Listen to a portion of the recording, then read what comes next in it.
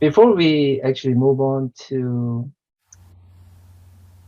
defining what a mindful leader is, I just wanted to also discuss a little bit Mm. regarding a misconception we usually have because people think, oh, yeah, being mindful, yeah, it's all good, positive, yeah, but at the same time, I think it's a little deceptive because you take your moment and you're trying to hide something. That's a lot of times what people think. And I realized that is not really the purpose of being mindful.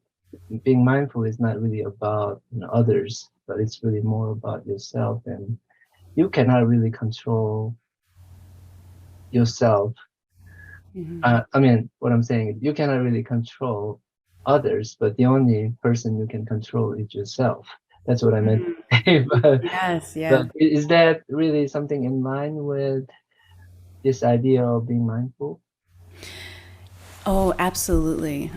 Just thinking about your own lived experience, Hmm. just if you, in your workplace or even in your family life, you'll notice there are moments when you can't control the other person or the situation.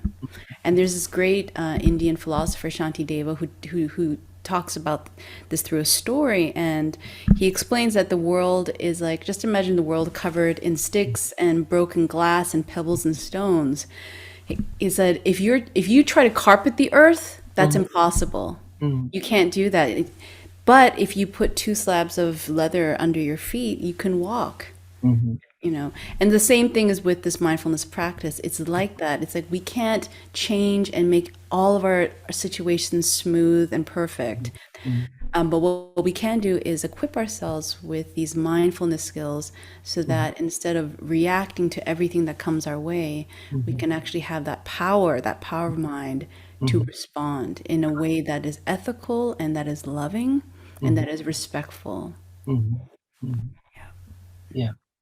So it's not really trying to hide anything, but it's more about being able to filter what you are doing before you actually take any actions. Yeah, this practice requires a lot of courage. That's one thing that I've been learning is that Mhm. because this practice is about going inwards, which Mhm. can be hard for many people, including myself, Mhm. it takes courage to look at yourself, right? And And it's mhm. and filtering also makes, I guess, your action more beneficial to yourself and also to others, maybe. Yeah, I mean, the mindfulness practice, one of the benefits is that it creates a sort of, I call it spaciousness. I see. So before mindfulness, things can be very narrow and tight and myopic. But when this practice starts being cultivated, we create a certain spaciousness so that it's no longer just me, me, me. I Mhm. have that ability and that space to be able to say, to think to myself, Mhm. what is it like to be in that other person's shoes in this moment? Mhm. So it's about seeing things through different lenses, different perspectives, Mhm. and Yeah. not being attached to what I think is right, how So, I think it should be. so it is tied to, I guess, being kind or being compassionate because you're thinking more or more aware of the needs of others in that sense. Yeah, and what I usually emphasize is that that compassion also should be Mhm. directed at oneself. That there Mhm. has to be an element of self-compassion Mhm. as a starting point, Mhm. because without that self-compassion, we become depleted, and Mhm. then that there's no compassion that we can give to others. So Uh, it has to be two ways: a self-compassion and then a compassion that goes outwards.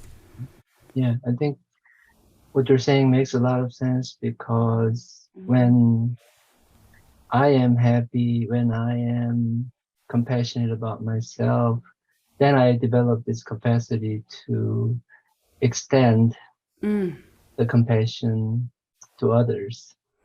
yeah. And like that, I Mhm. mean, I know we're going to talk about that quality of the mindful leader, but that is actually, I believe, one of the core qualities of a mindful leader. It's to Mhm. have that Mhm. courage to look at myself, but also the courage to Mhm. not give up on Mhm. myself. Because there are many times, even when I Oh. do my practice, I see the parts of myself that I don't want to see, my aggression, jealousies, Of course. all of that. Yeah. but to not turn in on myself, but actually to develop that compassion to say, oh my goodness, there is a shared humanity. Mhm. I experienced this, so then other people must experience this as well.